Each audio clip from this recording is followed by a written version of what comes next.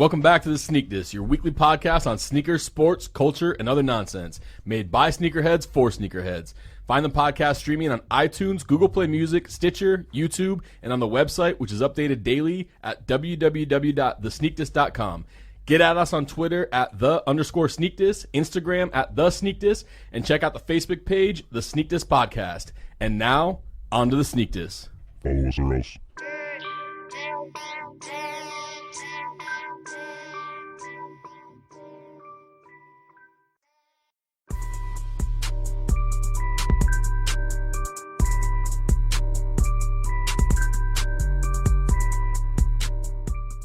Yo, episode 45.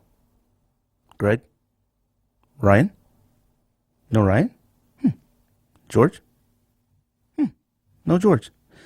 Well, since the Sneak This Podcast family is currently working, because as we've said numerous times, we are just regular guys who enjoy sneakers. When I say we have regular jobs and we come back and do a podcast every single week for the listeners, I actually mean it. We come back and do a podcast just for the listeners. Ryan's not in the building today. George's not in the building. Both working. So today you're stuck with just my opinions. Episode 45. Obviously, number 45 is the comeback number for Jordan. Remember the first game back like it was yesterday, playing against the Pacers, sitting on the couch, mesmerized, just excited that he was back. It was just such an event. Number 45 is also Pedro Martinez. Man, World Series champion, obviously notable for Boston Red Sox, but I think he played for the Mets as well and Expos.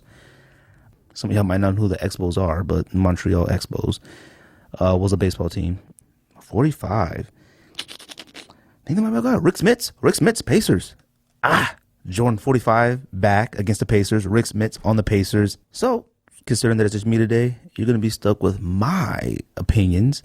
Anything that I might say, let's just say it doesn't reflect on the thoughts of George or Ryan. This is just Greg today. So it might be a little different, but we feel like when we're talking to our listeners that we're talking to just the regular sneakerheads out there. We're talking to everybody who's just like us. You collect sneakers, you love them, and you enjoy them, and you follow sports, and you follow other current events in the world as well. So you enjoy listening to us, and we enjoy entertaining you, and we appreciate you guys taking time out of your day to listen to us. I mean, like I said, don't be bored at work. If you got headphones, put your headphones in. Don't be on that long subway, bus ride, train home.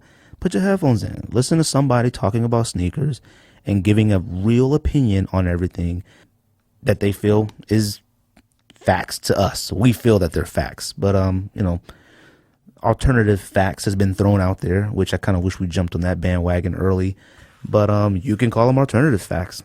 We don't care. We're just here to entertain you and talk about sneakers. Today, since Ryan isn't here, obviously we're going to talk about pickups, new releases. We're going to touch on, actually I want to touch on a new app that came out yesterday. It might have came out the day before yesterday, but it came out yesterday. Love it. All right. Also going to talk about LeBron and Barkley a little bit. Who's right, who's wrong, both right. It doesn't really matter. Both is just here strictly for our entertainment. I'm going to talk about Supreme Uptempo, a video that came out of somebody wearing them on feet. They suck, obviously. And we're going to talk Nike and Adidas get political, which is kind of weird within itself, but it is what it is. So, pickups this week. Obviously, since I'm the only one here and Ryan isn't here and George isn't here, I have 0 pickups. For all our listeners who might have forgot, I made the New Year's resolution that I'm not buying a sneaker until after May. So my first sneaker purchase will probably be June 1st. I also made the New Year's resolution that I'm not buying a Jordan in the year 2017, which I plan on sticking to because I don't think it's that hard. But I did finally complete all my debt for the Cowboys loss in the playoffs. Shout out to my brother-in-law, Edgar. He got my human races. I actually thought I could convince him to take other sneakers out of my closet. I even offered him multiples of other things. He wanted Pirate Blacks, which wasn't going to happen. I'm not going to lie. If you don't have a pair of human races, get a pair. They're great. They're great with sneakers, shorts, anything. They're just a great sneaker. They're definitely nowhere near as comfortable as an Ultra Boost, but I'm definitely going to miss those sneakers. And I could have just gave him cash. He said that, I could just pay him $200 cash. But I didn't want to do that. I felt like, you know what? This is a lesson learned, and I will never bet with a pair of sneakers again. Ever. All right. Ever. What else happened? Oh, releases. So releasing this week is obviously everybody's, I don't know, I want to say if it's anticipated, but I think a lot of people are going to like them. I mean, a lot of people are going to buy them. And I actually think they might sit a lot of places, but I think Royalty Force would do good. I think Jordan and Ryan are both said they're going to cop.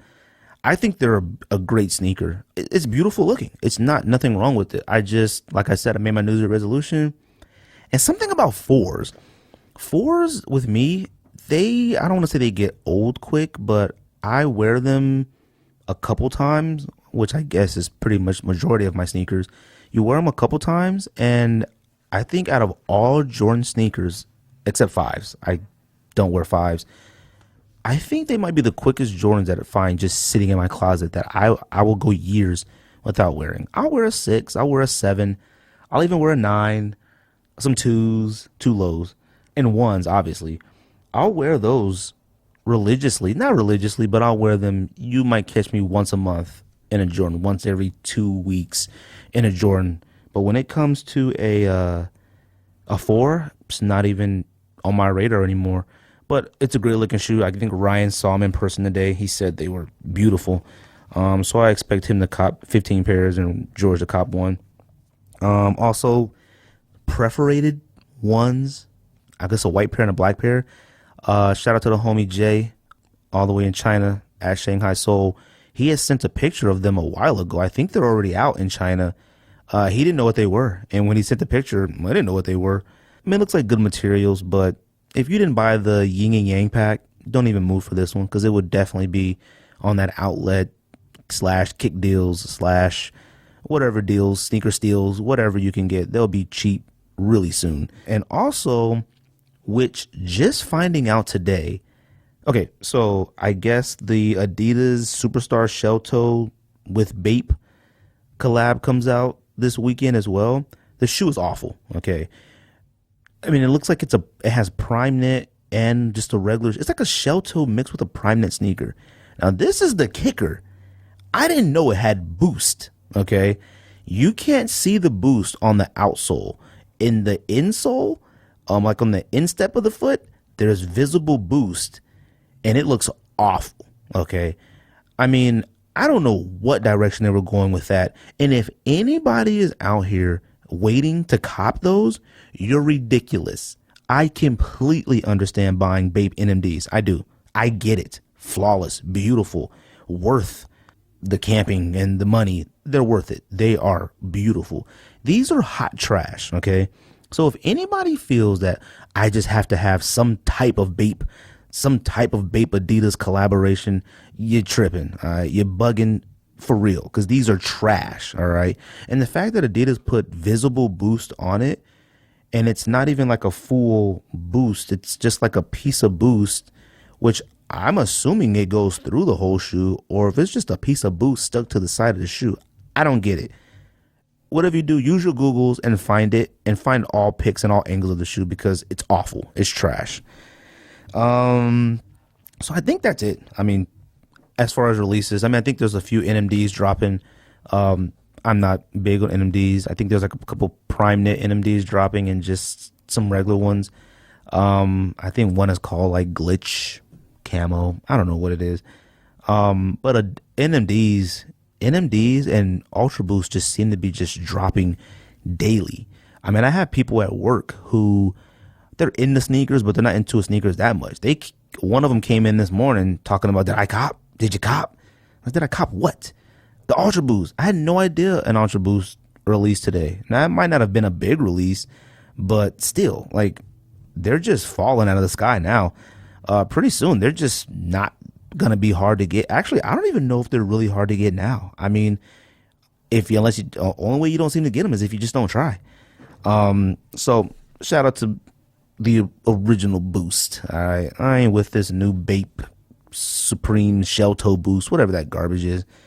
So real quick, I want to talk about an app. Now, this is for everybody who sends those messages on Instagram and Twitter and emails when we discuss certain companies or certain businesses or people that we know that have businesses, when we talk about, shout out to them or we like them or whatever, let's be clear. We don't get a single penny from any of them. All right. Not one person. We might get a discount here and there, but we're never have been paid 1 cent. Okay. Period. So me discussing this app that I downloaded yesterday, we're not getting 1 penny. Now, let's be clear. If they want us to talk about them every single week on the Sneak This podcast, which you can find on iTunes, Google Play, YouTube, Stitcher Radio, and on our website, thesneakthis.com, we will. Facts. If they want to sponsor the Sneak This podcast, please let me know. So, without further ado, the Unboxed app. I've seen the IG page for quite a while now on IG. Just, they follow us, we follow them. You see a few posts here and there, obviously for those ones who are quite vain, you check your likes to see who likes your stuff and things like that. And so I'd seen it a few times. And then I think it was either yesterday, whenever it was, and it said the app dropped. Went ahead and downloaded it. I like to give everything a shot. If you have a product or anything that you would like us to try and give our actual professional opinion about it on our podcast, and whether we encourage people to buy it or not buy it, or just don't really have an opinion about it whatsoever, one way or another, please let us know. Send it to me. Hit me up. You can send us whatever you got. I don't care if it's sneaker related. I don't care what it is. Whatever you got, we'll give it a shot. But the Unboxed app. First, what it is it's an app where you keep track of the pairs of sneakers that you currently own. This is based off of first glance and what I've already used it already. So it might do actually a lot more than I might explain to you guys. All I know is download it. That's it. While you're listening to this podcast right now, get your phone, download it. It's a great app. The reason why I find it to be a great app, and I don't even know if the company is necessarily advertising it like this besides the obvious, but you download the app, it immediately is on there, and you get started immediately. It gives you 2 options in order to put your personal sneakers on the app. Now, this is a brand new app, so it has a scan the UPC code option on the app, where you scan the box UPC code and it automatically fills in the style of the shoe, a picture of the shoe, the company, the brand, the type of shoe, automatically puts that saved in the app. So all you have to do is beep, scan your box, all your sneaker information, size, everything is placed into the app. Beautiful. Or, like I said, I tried it on a few other sneakers. It didn't work on a lot of my older pairs, and it might not have even worked on some of my newer pairs.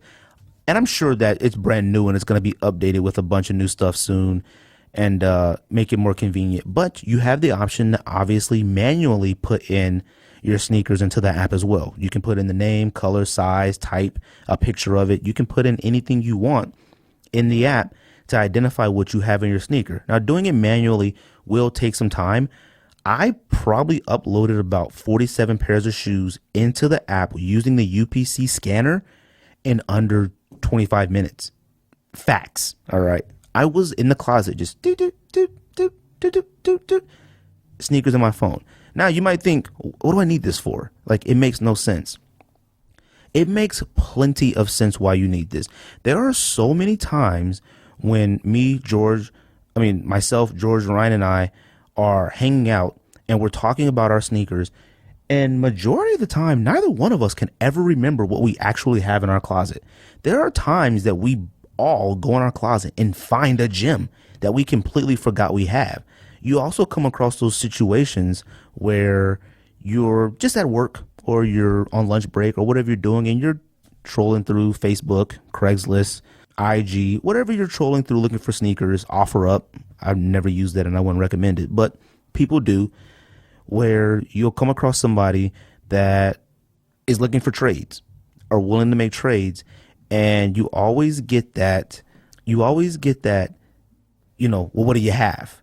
Oh, you know what? When I get off work and get home, I'll let you know what I have. I tell so many people that on Craigslist, Soul Collector, every single site that you can find sneakers on and people are willing to trade, or people know that you sell and they constantly hit you up and say, yo, you selling anything? What do you got, DS? Do you got any Jordan? Do you got any Jordans? You got any Kobe's?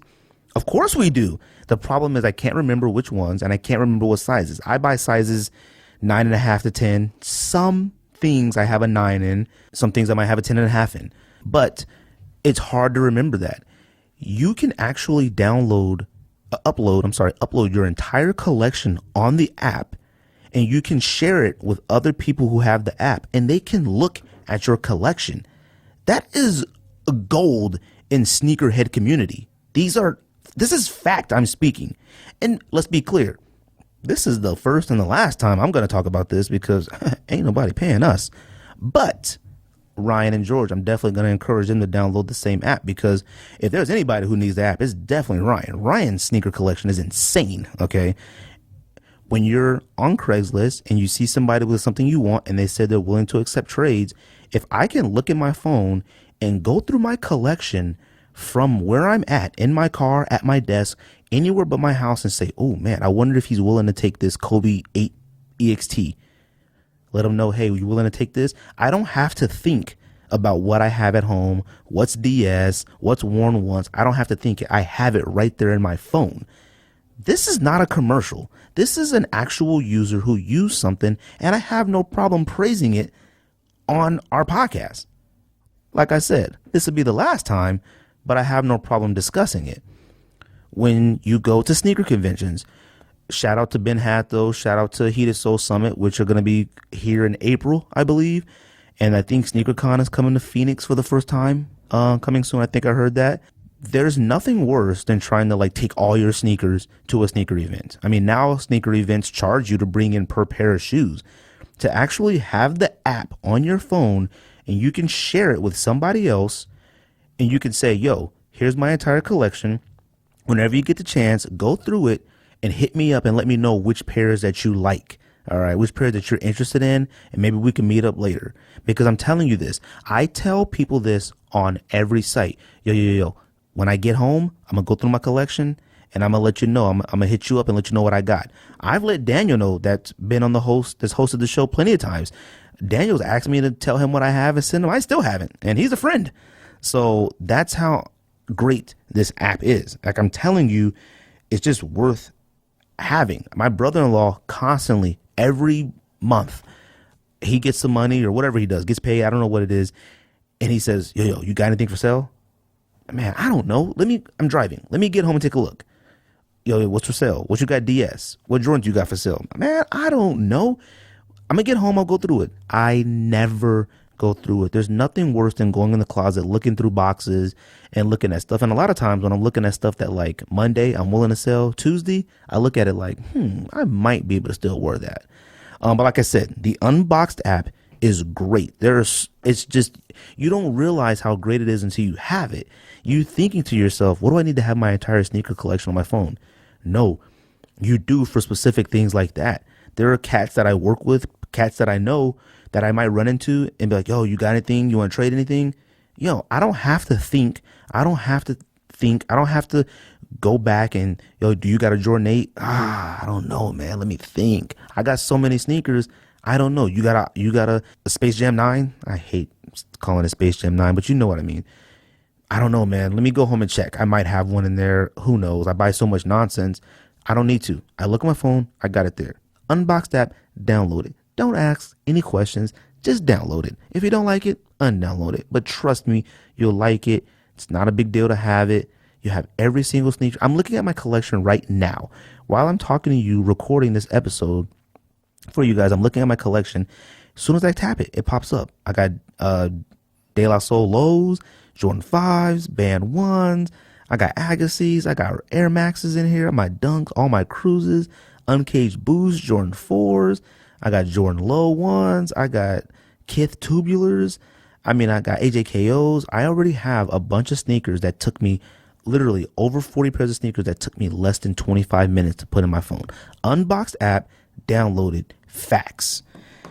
All right, so I'm sure most of you who's into the sneaker community and so have seen the video, and there might be even pictures out there of the Supreme Uptempo.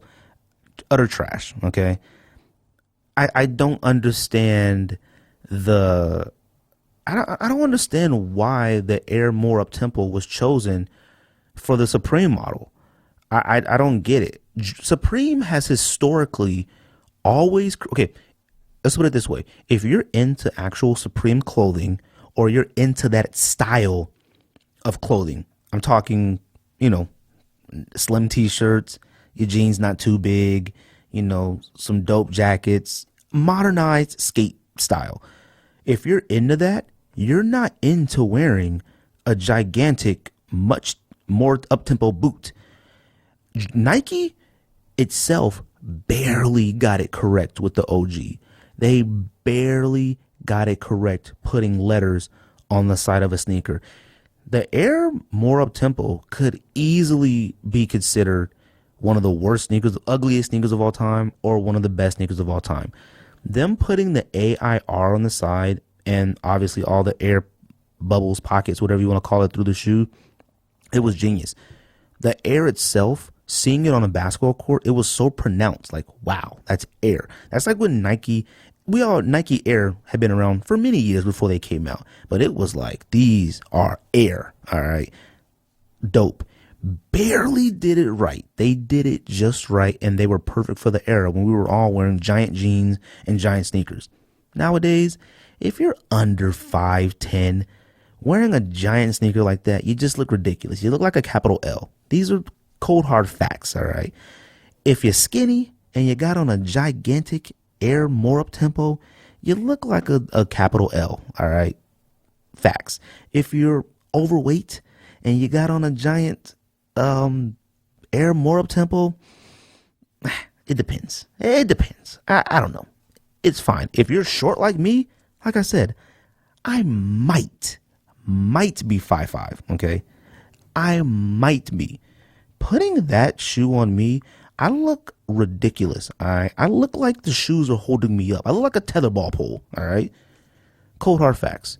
So the fact that Supreme, who has historically, with all their Nike, with all, not every single one, but majority of their Supreme collaborations with sneakers have all been what I like to deem as wearable. And I mean, you can wear them with anything, your jeans, shorts, etc. I'm talking, what do they got? They've had, Dunks, Blazers. They had trainers, which were like low trainers. They had Bruins. They had Tennis Classics, Flyknit, Lunars. Foamposites are another quote unquote boot, but the design on it was wow. I mean, it was awesome. I love Supreme Foamposites. A lot of people don't, but I actually like them. Would I ever buy them? No, because I'm not wearing construction boots, but it's a great looking shoe for anybody who can pull that off. What else have they made? They made Air Force Ones, which are wearable to a lot of people. Not to me. I consider those boots as well. Jordan 5, hit or miss. Air Max 98s. Millions of Vans, Supreme collaborations, and like Timberlands and Clarks, all right? All of those are wearable sneakers, in my opinion, excluding the foams and Tims. I mean, it depends on where you are on the map, all right? If you in Florida wearing Tims, chill. If you in New York wearing Tims, great, all right? So for them to come out and choose that shoe and try to fit all those letters on a sneaker, I mean, you're talking about the entire word Supreme on a sneaker is whack. Like, I don't get it. And I don't feel that any Supreme collector or any Supreme head or whatever you call yourselves, you shouldn't want those. If you want them, it'd be strictly just to add them to your collection. But no person that I know who wears Supreme regularly, I can't say that word, who wears them often, wears Supreme often, shouldn't be interested in wearing those. Cold hard facts. I hope they're going to sell out. It's Supreme. It doesn't matter. Supreme sells out of nonsense. But I hope that they hit retail a little bit above retail, just like Air Max 98s I mean, they're not wearable. They're ridiculous. So those, not a fan of. I know people are going to go for them and try for them. I mean, no, it's just, So I'm sure a lot of people out there are familiar with what's going on with LeBron and Charles Barkley. Chuck had, some, actually, let's just kind of set the scene. So obviously the Cavs have been having a very hard time in the year 2017 and just playing basketball, it seems like. And LeBron has done a lot in the media, more than he's done historically over the years in his career, and talked about needing a playmaker and, complaining about people's effort and things like that. And which I actually watched this episode of Inside the NBA on TNT and watched Barkley talk about it. And he made the point saying that he's whiny, which going to the media makes you whiny. I don't want to say he was whiny, but going to the media makes you whiny, that he just doesn't understand like why you can't compete. And he doesn't understand him making the point of we need a playmaker and things like that. And Chuck made the point of saying, like, do you want every single good player in the league? And Chuck has a point. All right. We all, if you enjoy basketball and you look forward to Thursday night TNT basketball, you look forward to watching Barkley, Kenny Smith, Shaquille O'Neal, and Ernie Johnson. You just do, all right? Especially if you're a basketball fan. Barkley is as raw as it gets when he comes to his opinion, and we love it, all right? I love it. I am a huge LeBron fan, all right? LeBron is the last basketball jersey that wasn't a throwback Mitchell and Ness that I bought of a player still currently playing. That's it. And I'm talking about that LeBron jersey was my first jersey of a current player playing in probably 15 years. That's how much I do love LeBron as a person. Well, as a person from what I can see. I don't know how he's in real life. And as a basketball player, I think he's just as nice and as good as people claim that he is. So I personally agree with Barkley. I just don't understand how you can make a statement like that you need playmakers and things like that when you have two all-stars on your team and people who I've literally seen argue on social media who has the best handles in the league. And I can't think of anybody over Kyrie that has better handles. He can make his own shot and get to the hoop anytime he feels like it. So, and then for LeBron to say they need a playmaker, LeBron has been called Magic Johnson. There was no greater playmaker than Magic Johnson. He's bigger, better scorer than Magic was. LeBron, you are the playmaker. They don't need another one. They have you. Kevin Love is an all-star. Now, he's not Kevin Love. At least I haven't viewed him as Kevin Love of Minnesota. But this is Kevin Love of Minnesota who used to get the ball. He was the go-to guy in Minnesota and was at certain points, I think, played center or maybe power forward, the biggest player on the court. So he got 20 rebounds and a bunch of putbacks and things like that, which got him the big money, the big contract, and all-star status, and the clout of being Kevin Love. You have three all-stars, plus you have probably two of the most athletic players in the league in J.R. Smith and Iman Shumpert. These are facts. They're definitely in the top 10 most athletic players in the league. Whether it actually translates to putting the ball in the hoop, that's another story. I just don't understand. You have Tristan Thompson, who's an offensive rebound machine when I guess he feels like it. You have other core individual players on there, and you have some young talent on there. I don't know how much you need, especially after winning the championship last year. You have Channing Frye. I don't get it. I don't understand it. Now, whether LeBron is right or wrong, he should have never went to the media with it, only because it does make him look corny. He didn't have to do that. Because if I'm on his team, I'm like, yo, why you got to do that? Now, if somebody actually going to say that to LeBron's face, I don't know. But it wouldn't make me want to sit by him on the plane. I'd be upset. I'm like, we out here busting our butt too. We just won the championship last year. Like, we're going to be there in the championship again. Nobody in the East is better than the Cavs. I don't care if the Cavs tank every game from now on and get the 8th spot. They're going to be in the championship against most likely the Warriors again. So, I don't know. I thought it was kind of whack. I thought his statement against Chuck was, I don't know. I thought it was really weird. It just wasn't LeBron-like. Like, it was really, I mean, here at the Sneak This podcast, we're quite brash and mean. I won't say mean, but we speak our mind. It was kind of mean. Like, it was just not like from LeBron. Like, I would expect other players to say that. I probably would even expect like a Kevin Durant to say something like that. He's very sensitive to stuff like that.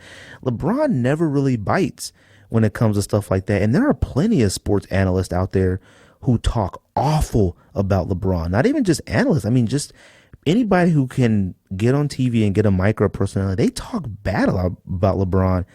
And I've never seen him go at any of them like he did Barkley. I mean, a lot of the stuff he said was personal. And Barkley strictly stuck to basketball. He didn't get personal with LeBron, whether he could or couldn't, but he didn't. So I thought that was a little whack. And I'm sure LeBron is just frustrated with the year. And, hey, when you're the king, you get criticism from everywhere. You just get tired of hearing at some point. So I'm quite sure he just fed up. I hope they can talk one day. And, like, I don't like it. I like it for my entertainment, but I don't like it. I don't know why. I think as I get older, I don't really care for stuff like that. I'd rather, now if it was LeBron and another player playing, talking junk like that, love it. Keep it going forever. But with an analyst, it's kind of like, I mean, you're talking about a Hall of Famer in Barkley who has 0 championship rings. You know, he wasn't as fortunate as LeBron, but, you know, it is what it is. But like I said, kind of a corny situation, but I agree with Chuck and I understand where LeBron's coming from, but hopefully that nonsense just fades away. So, I'm sure a lot of you are quite familiar with our new president, Donald Trump. I mean, geez. I'm not going to go as far as to say that, like, he's the first, but a lot of stuff that Donald Trump was out here spewing and saying during his campaign, he's actually doing it or attempting to do it. That's how I'll put it. And I'm not impressed, but it does a little bit makes you wonder, man, why? I mean, you just don't see that often. I mean, he's only been in there about a week and he's already banning Muslims and things like that. I mean, and he told us we were going to do it. Me and my Uncle Willis, shout out to my Uncle Willis, we're very big believers in believing people. We would go to parties, no joke. We would go to parties and we would make sure we would do a walk through the party, frat parties, whatever kind of party, hood parties. It didn't matter what kind of party it was. We would walk through the party, you know, dap up everybody, check out all the girls, get something to drink, and then we would go find the best post-up spot we could closest to the exit. We knew something was going to go down at some point. We would either go by the bar or by the speakers or by the exit, because when it went down, we were going to jump on top of the speakers or jump on top of the bar or just get out of there. We've been in numerous situations where we've been at parties. You know, you're at that party and it's not even a fight. It's just a scuffle. And that one guy says, you know what?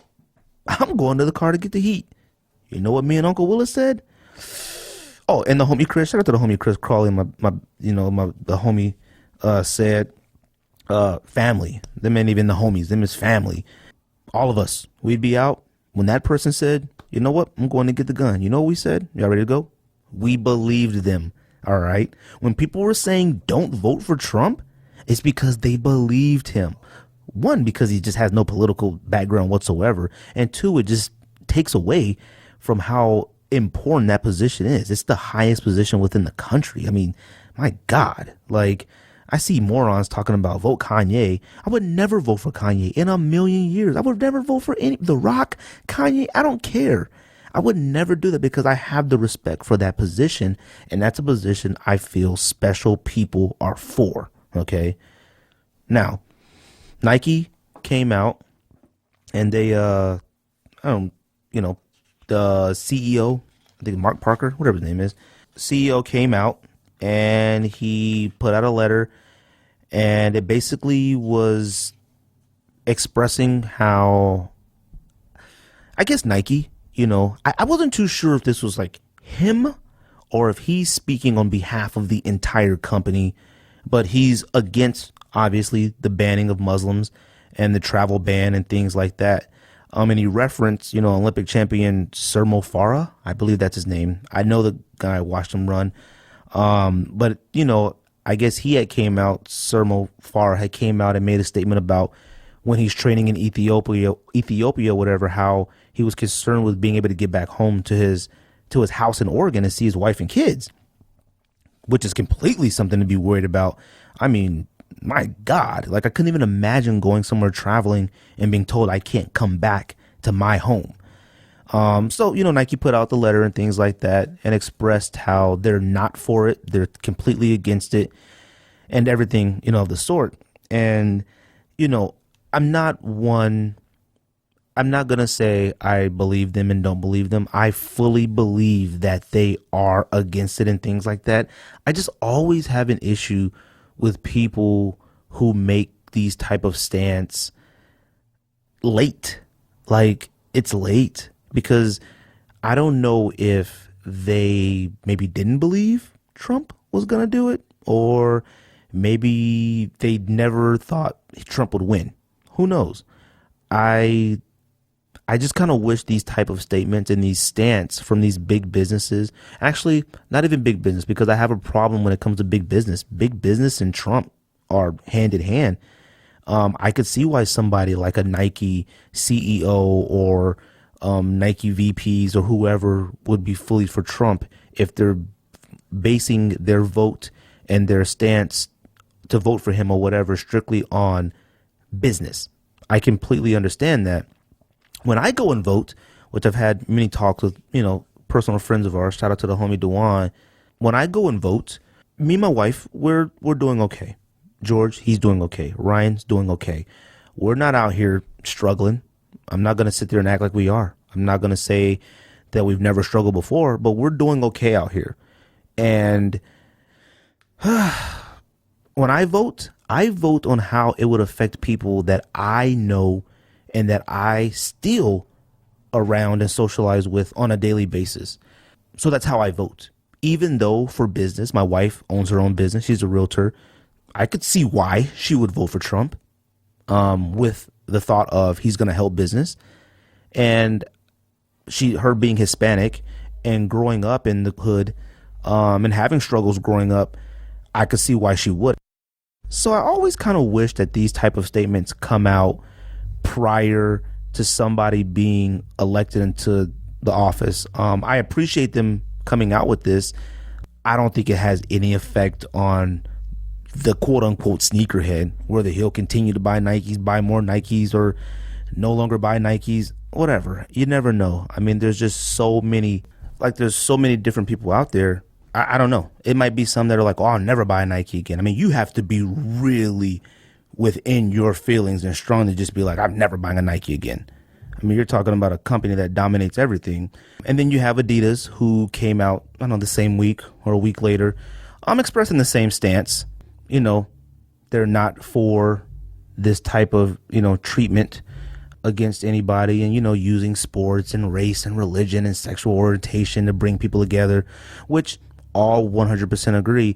I just wish these type of stance and comments and letters came out earlier. I do. And I'm not going to sit there and act like that their remarks or how they felt is ingenuine. I 100% believe and agree that they do feel this way, especially with a lot of them who have athletes who are Muslim, especially Adidas. I mean, you're talking about soccer and things like that. I mean, Adidas is heavy overseas. You got to understand that they have a lot of Muslims that probably support their brand. But then you think back and it's kind of like, historically Nike has been, known and accused of using child labor, sweatshops, and things like that in order to create their products, which have been known to, use this specific type of labor. And it might cost, which I don't know these for facts, but anywhere from $2 to $8 to create a sneaker that comes over here and is sold to us for hundreds of dollars. So they've always faced that type of stain on their reputation. And there's people who strongly fight against that and strongly believe that and would never buy a Nike or support them. But right now, we're in the era of, I'll be honest with you, we're in the era of fake concern. Like, fake concern is trendy nowadays. It just is. I mean, like, let's just, with Adidas. Kanye, in his concert, declared, he would vote for Trump and met with Trump. I didn't see Adidas making any statement saying that anything that Kanye does on his own time or any meeting does not reflect the views of Adidas. Now, if they did, I apologize. I'm wrong. I apologize and I'm sorry. Maybe I missed it or maybe I didn't do enough research. But having your quote unquote star player, he's not even a player. He's just a figure who has taken Adidas, not even Adidas, it's put it to the forefront. He has, period. And you don't make a stance against that. You don't say, hey, Kanye is one of ours. Whatever he's doing with regards to the current president is with Kanye and his own, does not reflect the views or anything from Adidas. I never saw that. So it's just one of those things. And Adidas has always had that, I don't know too much about it, but the founders, ties with the Nazi party. I don't know how much I read into that, because back in those days when you're creating a business in Germany in those times, if you didn't have some type of connection to the Nazi party, they were gonna take you out. So I'm not gonna say these people believed in it, but anyway, that's always been something that's been a tarnish on Adidas. So I do appreciate them putting this out there. I personally still look at them as big business. Every single person at Nike and every single person at Adidas might have voted for Trump for all I know. And we'll never know that. That's why I never base my political views or religion, things like that, off of the others that I don't know. I don't care who gets on TV or sends a letter or says, I'm against this. I don't care if a Kardashian or Kanye says I'm against this, because I don't know if they truly are. All right. They could be appeasing the masses that enjoy them. Okay. I enjoy Kanye as an entertainer. He does some stuff where I'm just like, man, bro, sit down. All right. And he does some great stuff that, like, you just love him to death. And I love his sneakers and things like that. But like I said, there's a lot of concern out here with things like that. Not saying it's all fake, but it just seems like nowadays it's just trendy just to be woke. A lot of people didn't even vote. They didn't even vote. And they have these strong opinions on things like that. And, when it comes to sneakerheads, I honestly, you can get yourself in a room, a convention, a sneaker con, a Ben Had Those Fest, Heated Soul Summit. You can get inside any of these events and you might not hear one political view whatsoever. And it's kind of the great thing about being a part of the sneaker culture. It's strictly about the sneaker culture, and you leave the outside world outside. So I don't know. I'm not going to say one way or the other. I just really wish that people as powerful as a Nike and things like that, whether they were truly meant it or not, took these stance during the election. Once again, they might have, and I don't know it, and I'm just unaware or uninformed, but that would make me care a little bit more about it, because I'm not going to stop buying Yeezys, and I'm not going to stop buying Nikes, and I'm not going to buy more. Like, it just is what it is. I mean, I appreciate them making their point, but I mean, what do you do? Like I said, it's just big business. I don't know. That's just my opinion. Like I said, doesn't reflect George, Ryan, anything like that. I just think that once you start trying to mix politics and sneaker companies and sneakers, that's fine. But to the actual consumer of the sneaker, I don't know how many care. I mean, a lot of the major consumers right now who are probably buying sneakers might not even be of age to vote. So, but that's just my opinion. Not of George, not of Ryan, not of anything. It's just how I feel. I don't know if I said at the top of the show, but I'm doing a top 10 today of my own. And this comes off a discussion that I had with the homie at work. Shout out to the homie Rudo. but that's the homie.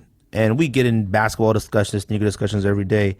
And we were talking about NBA players. Actually, I was trying to convince him, and I was throwing out NBA player names of players who had all the tools and just couldn't put it together for some reason, or teams just didn't see it in them. So, top 10 today, NBA players, I guess, just wasn't quite there.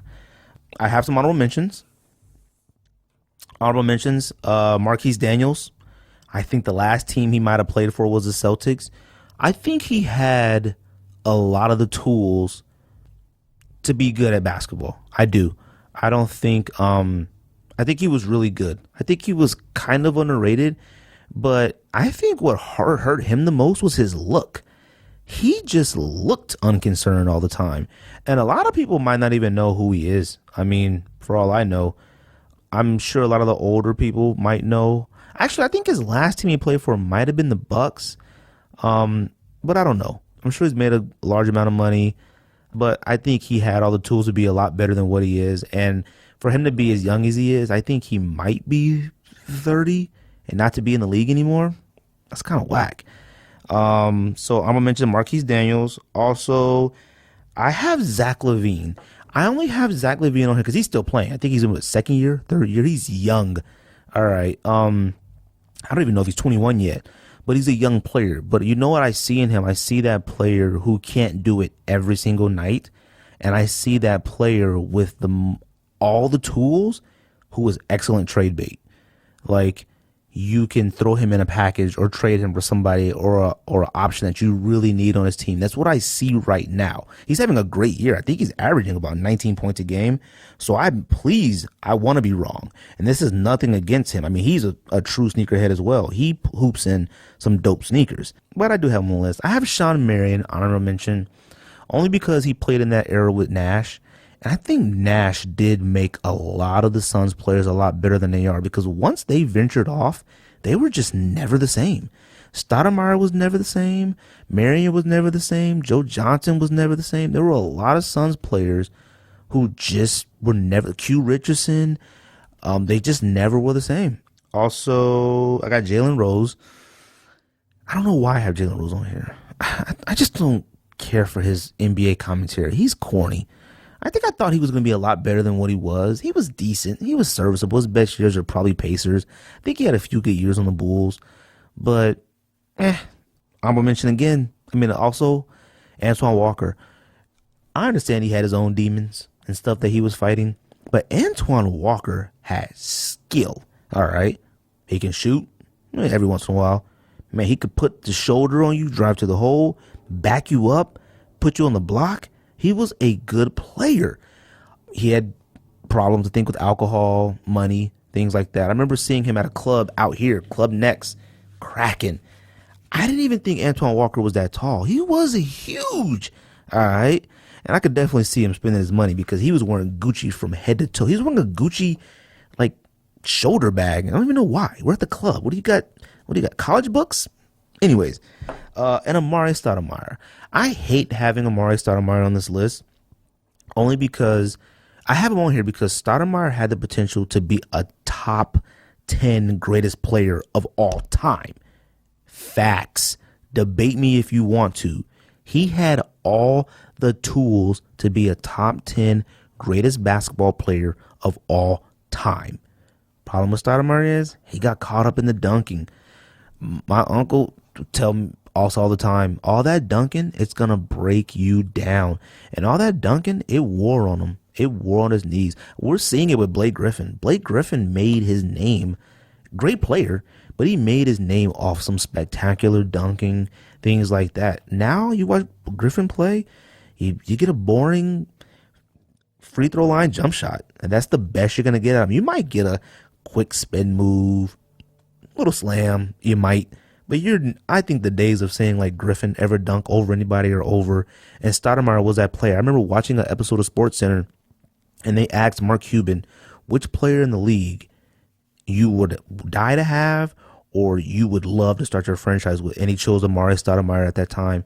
And Amari Stoudemire was a beast. And if you don't know, please use your Googles. So those are my honorable mentions.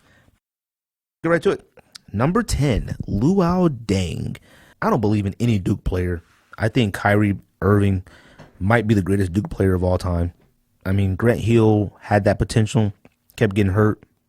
But Duke players just don't seem to pan out. And I'm talking about your Carlos Boozers.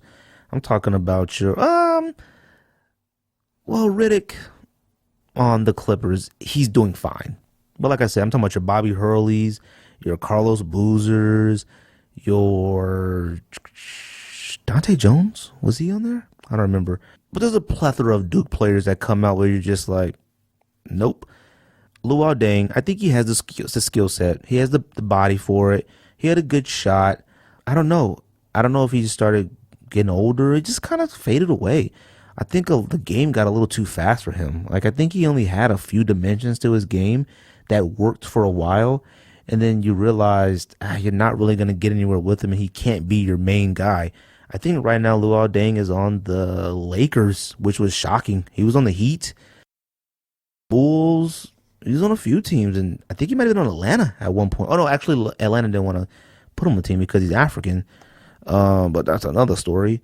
Number 9, Antonio Daniels. A lot of people don't remember Antonio Daniels. I think his best years might have been on the Spurs. I think he played for University of Texas. I always loved Antonio Daniels. I thought he was a great player in the NBA, just couldn't put it together. I don't know if it was injuries, things like that, but it was just something with him. I think his most famous moment was being crossed up twice by Iverson. Iverson made him fall to the ground when he was on the Wizards. I think that might be his greatest NBA moment. Number 8, Marvin Williams out of North Carolina, drafted number 2 overall. I don't remember what year it was. He was drafted solely off perfect body, size, type, athletic skills. That was it. He didn't show that much at North Carolina to where you thought, gotta have him. But he had all the tools and everything. Never panned out. I think he's on the Hornets now, I believe. But he was on Utah. Marvin Williams started out on, I don't remember.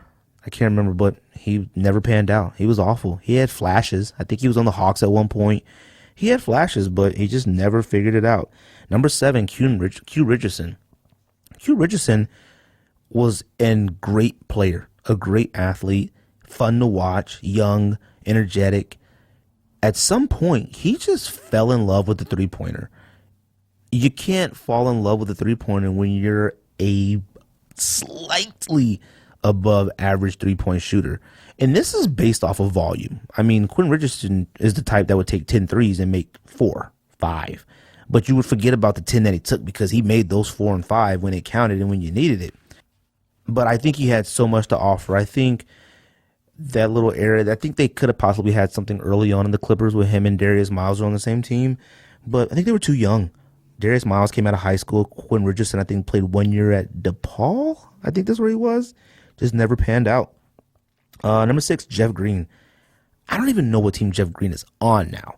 I'm going to say Hornets, but I could be wrong. The last time I remember Jeff Green being on was the Grizzlies and the Clippers for a little bit. I mean, he had those flashes in Boston, and you thought, whoa, we might have something special coming off the bench, and people wanted him. They saw what he can be. Never.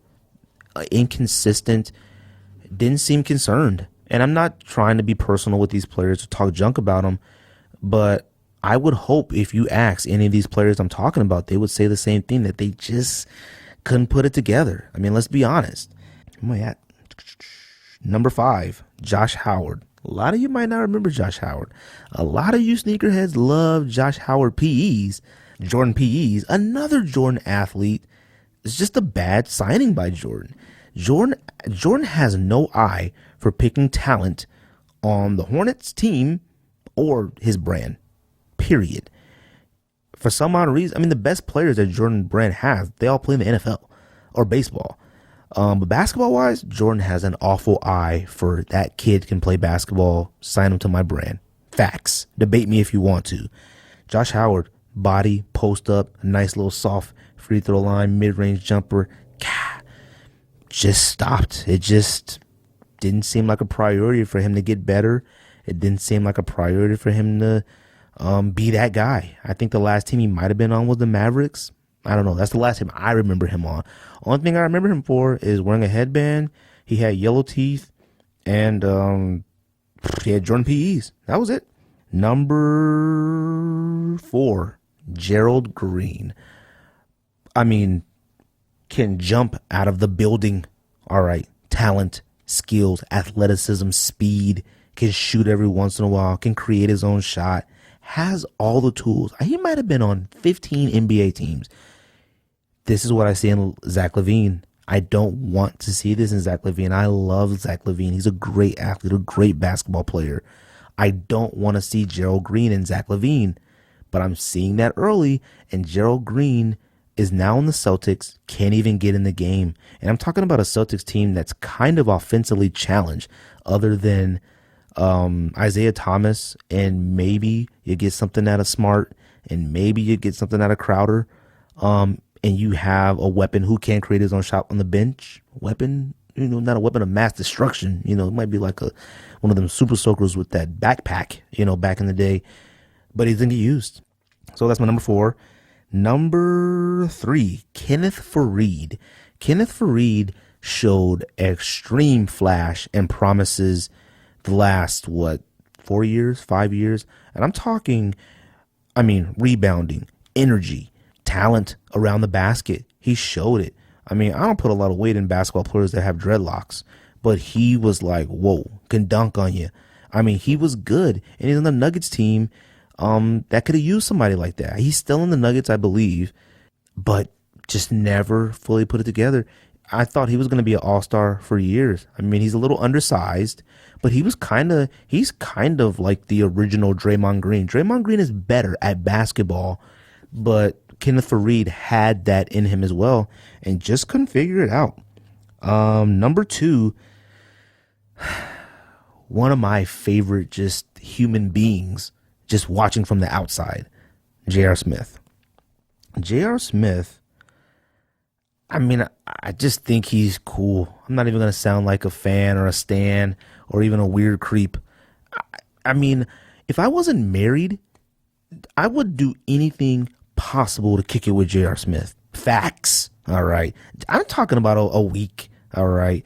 If I could just hang out a week with J.R. Smith and just do everything that he does, it would be one of the greatest weeks ever.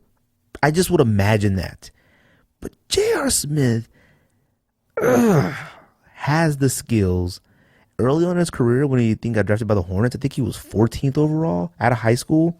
High school was young for any athlete. He couldn't get to practice on time. A little defiance. I think hard work kind of scared him. I think he sees it now. And I think it's easy for him to see it now because he doesn't have any high expectations on him except, hey, JR, just put the ball in the hoop every once in a while. And we're fine with it. But he's just cool. But I think J.R. Smith is another one of those players who could have been a lot more than what he is. He's a little undersized, a little bit. You might want to even lump in Iman Shumpert with him. Let's go 2A and 2B. J.R. Smith and Iman Shumpert. Iman Shumpert showed flashes in New York defensively, wow. Offense, when he was trying to score, he could score. He doesn't even try to score anymore. There's a few games I watched back with Cleveland, and he was balling. And I'm like, he can do this night in and night out. I just don't know if he cares to do it. I don't understand. I don't understand why he's not as good as he is. So, number 2, let's go ahead and change that. J.R. Smith / Iman Shumpert. Number 1 on the top 10 NBA players I feel had or has all the tools to be a great player. Number 1, Josh Smith. Josh Smith had the size. Another one out of high school, I think, came out the exact same year as J.R. Smith. Had the size, had the skill. He didn't have the head for the game. He didn't have the care. He just kind of went through the motions. And then Can block shots for his size. Ridiculous at blocking shots. He had a keen sense of knowledge of where the ball was. But he came off as the type, you don't know which player you're going to get on Monday compared to the player you're going to get on Tuesday. And this is an NBA player telling me this, that they played with him and they said that Josh Smith will come in on a Monday and you think he's Michael Jordan, and come in on a Tuesday, you have no idea he was in the NBA. Someone told me that. Not going to name names. Somebody told me that. I actually seen Josh Smith at Club Next 2, which Next might be the greatest club in Arizona history of all time. And man, you talk about a bad dresser. You wouldn't even know he was rich. He dressed like a high school kid graduating. Actually, he dressed like a middle school kid, when you're getting promoted. I had the biggest button-down shirt I've ever seen in my entire life. Biggest jeans, too. I don't know, what was that? You have no idea he makes millions of dollars. Anyways, like I said, that was my list of top 10 NBA players who I felt should have been better than what they were. I'll recap real quick. Luol Deng, number 10. Number 9, Antonio Daniels. Number 8, Marvin Williams. Number 7, Quinn Richardson. Number 6, Jeff Green. Number 5, Josh Howard. Number 4, Gerald Green. Number 3, Kenneth Faried. Number 2, J.R. Smith / Iman Shumpert. And number 1, Josh Smith. Like I said, anything I said today, strictly my opinions. Doesn't affect George's. No views on George. Nothing on Ryan's views. Strictly Greg. Appreciate you listening. Hope this wasn't too bad. I know it's quite different podcast episode than you're used to. We talk sneakers, politics, sneaker companies, NBA. We did it all today. Follow us on IG. Follow us on Twitter, Facebook page. Download us on iTunes, Google Play, Stitcher Radio. Please review us. Please comment. YouTube. We appreciate it. Email us. And as always, that's Sneak This.